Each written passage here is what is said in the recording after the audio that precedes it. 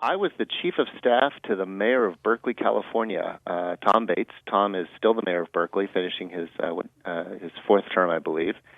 And we were working on a pretty fundamental problem, which is how do you get folks in in the city of Berkeley to make these kinds of energy efficiency and solar improvements in a way that deals with the upfront cost and helps them save money.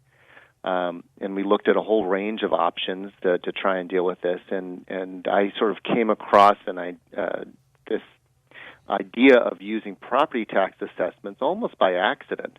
A group of homes in Berkeley, they were doing what's called an underground utility district. They were putting all the poles and wires from the utilities underground, and there are some both aesthetic benefits, but also fire and earthquake safety benefits to this.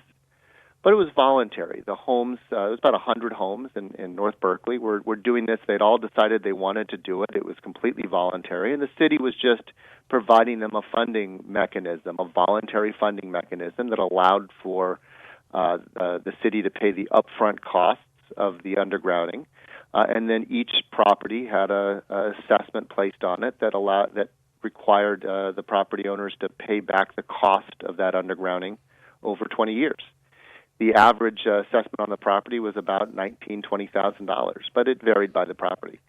And so while we were working that through, I said, well, hey, wait a minute. That law looks like if we could use that for solar. If we can put the poles and wires for electricity underground, why not put them on the roof in the form of a solar system?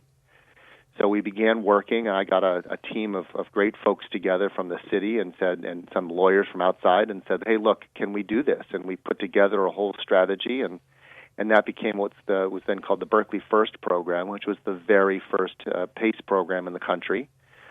Really successful pilot effort there, and that got the ball rolling across the whole country. So this really came about a little bit by accident, and a little bit by chance, but also just because I think a group of pretty dedicated, policy people and entrepreneurs were saying, "Hey, we've got a problem to solve. What tools do we have in local government to solve them?"